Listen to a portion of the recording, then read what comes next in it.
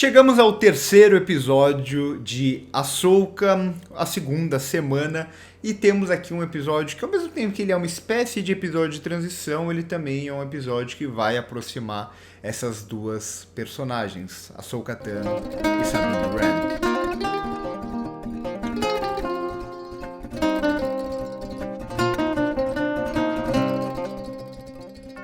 Como eu disse na abertura, esse episódio ele tem uma pegada meio de episódio de transição, né? Aquele episódio que dá uma ideia de que talvez não aconteça tanta coisa. São só essas personagens se deslocando de um ponto A para um ponto B para ficar mais próximo daquilo que elas devem encontrar.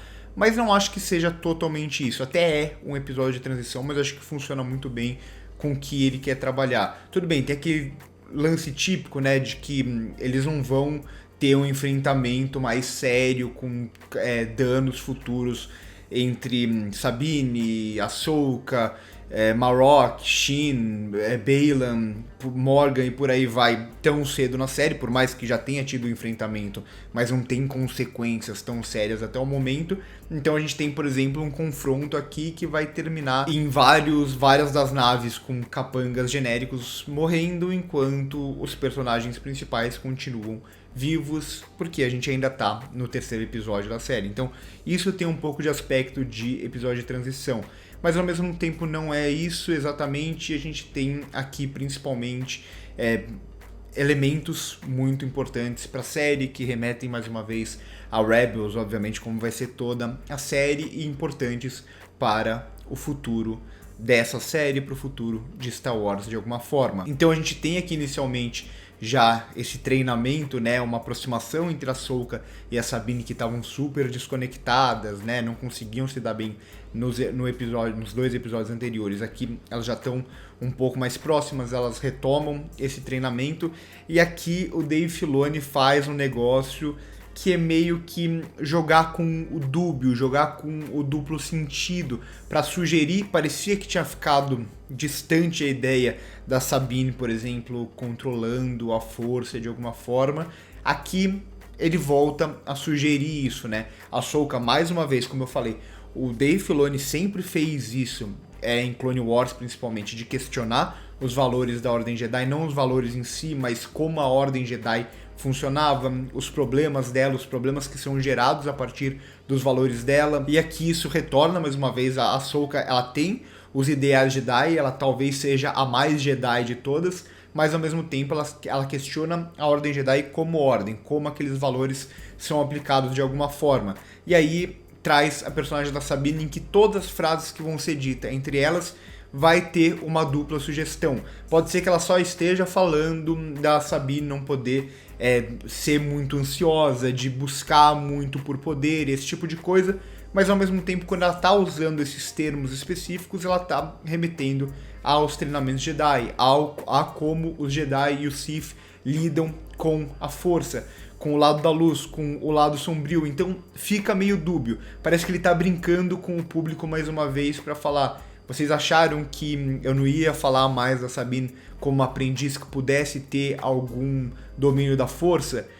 Ele brinca, ele não crava nada, ele vai cravar mais pra frente pra série, mas por enquanto ele fica meio que com essas sugestõezinhas que eu achei bem interessante. A gente pode lembrar até do personagem lá do Donnie Yen em Rogue One, que lá aquele personagem, ele não tem acesso à força, mas ele faz coisas que parecem que ele tem acesso à força. O personagem que é cego e parece que ele nunca é atingido, que ele tem os seus, digamos, sentidos mais apurados e consegue fazer coisas que parece que ele tem acesso à força, mas ele não tem acesso à força. Talvez a Sabine vá por esse caminho. Talvez ele vá por um caminho que eu não lembro no cânone de a gente ter visto em Star Wars, de tudo bem, você não é alguém que chamaria a atenção da Ordem Jedi por ter acesso à força, digamos assim, mas a força está em todos os seres, e se você se concentrar e treinar aqui, né, a Ahsoka fala muito de treinamento, talvez você consiga. Enfim, não sei se o Dave Filoni iria por esse caminho que poderia ser meio questionável em relação a tudo que já está construído no cânone.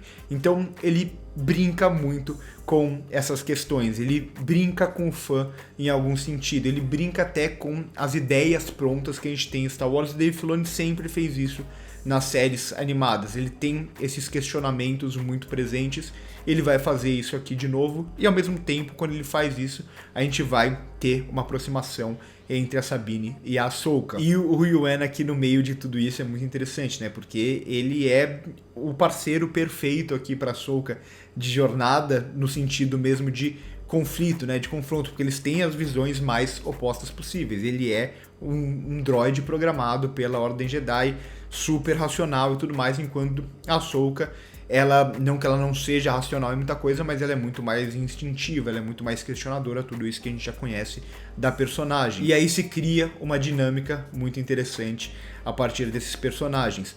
Mais uma vez a gente vai ter aqui, como é no primeiro episódio, né, a apresentação da Sabine lá, que lembra muito um anime, a apresentação da Ahsoka, que lembra muito filmes de samurai. Aqui o treinamento delas vai ser filme de samurai purinho. É muito das referências do Dave Filoni, das referências do George Lucas, né? O Dave Filoni ele acaba sendo essa espécie de continuista do George Lucas, e ele vai trazer da forma mais explícita possível essas referências, ou brincando com essas referências dentro da lógica de Star Wars. Ele já fez isso anteriormente, Rebels, por exemplo, faz muito isso, de referenciar o cinema asiático, o cinema japonês. Aqui vai ter bastante disso, até ali, né, nas árvores, acho que são cerejeiras e tal, que vai ser muito dos filmes japoneses, dos filmes de samurai, e lembra até um pouco também os wuxias chineses, né, que tem muito dessas folhas caindo e tal, folhas vermelhas ou amarelas, aqui no caso vermelhas.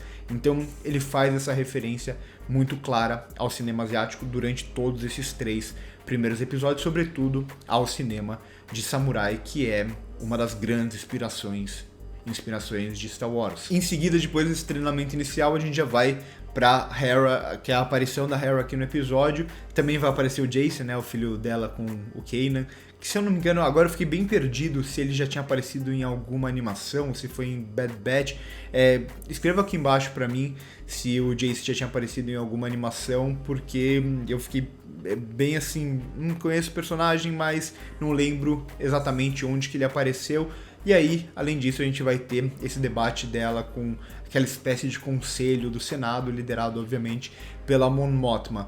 Que, mais uma vez, né, é esse lance de ciclos em Star Wars, né? Parece que tudo vai ser diferente, mas ao mesmo tempo vai se repetir, e a Nova República aqui vai meio que cometer os mesmos erros que a República já cometeu em algum sentido. Aqui ainda um erro maior, né? Porque eles sabem da existência do Império, mas eles não dão muita bola pro Império. E aí a gente vai culminar lá na próxima trilogia, que é como a Nova Ordem surge como essa busca de trazer o Império de volta, que o Senado e a Nova República estavam olhando e falando assim, não, esses caras não são de nada e tal, até o momento que eles destroem o planeta, que era o planeta sede, capital da República ali no momento, e tomam o poder de alguma forma. Então a gente vê meio que o nascimento disso aqui nesse episódio, com mais uma vez eles não dando muita bola para a volta do Tron e tudo mais, para esses remanescentes do Império, como se nada disso fosse muito importante. Ainda que aqui é até compreensível em algum sentido o posicionamento do Conselho, porque eles sabem que a Hera quer encontrar o Ezra, então poderia sim ser uma justificativa. O Tron está voltando, para ela fazer uma operação com o dinheiro da Nova República para conseguir encontrar o Ezra. Faz sentido, mas ainda assim é mais uma vez a Nova República repetindo os erros de sempre, os erros da República, que ainda erros até talvez maiores em algum sentido. E aí a gente chega no que toma talvez a maior parte do episódio depois do treinamento, que é justamente essa batalha que a gente vai ter, que é muito comum, a coisa mais Star Wars de todas, essa batalha nos céus, que a gente vai ter justamente, como eu disse, os vilões genéricos morrendo, enquanto a Shin e o Marrok continuam vivos. Enquanto isso, a gente vai ter eles sobrevivendo ali da forma mais heróis de Star Wars possível. E aí traz de volta, né, o Dave Filoni, uma coisa que ele mostrou algumas vezes em Clone Wars, que é a Ahsoka vestindo aquele traje, saindo da nave, lutando do lado de fora da nave. Pra quem não tá acostumado com as séries animadas, isso pode parecer algo muito fora da realidade, mas o Dave Filoni já trabalhou bastante disso, né? Ele e o George Lucas lá em Clone Wars, e eu gosto de ver a Ahsoka fazendo isso aqui, mas uma Ahsoka já muito mais poderosa, enfrentando naves mesmo e tal, por mais que seja por um curto espaço de tempo. Além disso, a gente tem a confirmação aqui desse anel que é... Quem assistiu Clone Wars e quem assistiu na trilogia prequel tem bastante isso também, esse anel que é para você saltar no hiperespaço. Era muito usado em naves como a nave do Obi-Wan, como a nave do Anakin, esses caças que não viajam no hiperespaço. Aí você tem esse anel que acopla a nave e eles conseguem viajar no hiperespaço. Só que aqui um anel obviamente muito maior, que ainda está sendo construído, traz um pouco de volta aquele lance, né, de construir como se fosse a Estrela da Morte ou coisa do tipo, mas aqui, claro, nessa busca para encontrar o Tron, porque o Tron está em outra galáxia e esse anel seria justamente isso, né, essa possibilidade de pular no hiperespaço. E aí a gente tem o retorno também dos Purgles, que eles já tinham dado uma mostradinha sugerido ali na terceira temporada de The Mandalorian, mas que são mais conhecidos lá de Rebels. Essas espécies de baleias que pulam no hiperespaço e que foram com elas que o Ezra e o Tron sumiram. Então, em meio de todo esse combate, eles inserem elementos importantes. Não trabalham tanto esses elementos porque nem precisa ser trabalhado. Acho que eles conseguem estabelecer uma base muito boa aqui para um próximo episódio. Então a gente vai ter essa transição porque eles estão, a Ahsoka e a Sabine, elas estão na mesma busca de antes, elas têm informações novas, mas no final do dia elas ficam presas ali na floresta e por enquanto elas não resolveram muita coisa. Um episódio mais curto de transição para o quarto episódio, que mais uma vez deve iniciar com elas lutando contra os capangas que o Baylan mandou. Não deve ter um confronto ainda tão decisivo no próximo episódio entre ela e esses 3 capangas centrais, né? Se a gente puder colocar aqui, os 3 capangas centrais da Morgan, e nem entre elas e a Morgan. Mas é um episódio interessante justamente para a construção dessa relação central da série. É a série da Ahsoka, mas é a série da Sabine também. É a série da mestre e da aprendiz, que vai ter esse espelhamento também com o Baylan e com a Shin. É muito interessante, eu gosto muito de como eles vão construindo essa relação e como o Dave Filoni ele vai desconstruindo ou vai dando novas perspectivas para aquilo que é muito estabelecido em Star Wars. Então aqui a gente tem a Ahsoka como mestre, uma Ahsoka que a gente achava que não queria treinar ninguém e tal, não quis treinar o Grogu, a gente entende um pouco mais porque aqui, então a gente tem essa Ahsoka que é uma mestre, que na verdade ela era uma cavaleira Jedi que deixou a ordem com um aprendiz que não tem acesso à força, enquanto do outro lado a gente tem um mestre e um aprendiz, mas que também não são Sith, é um Jedi caído que trata seu aprendiz quase como uma Padawan Jedi, muito mais do que como um aprendiz Sith, que eu já ressaltei para vocês no episódio passado. Ela tem até a trancinha ali que é muito típica dos Padawans da Ordem. Então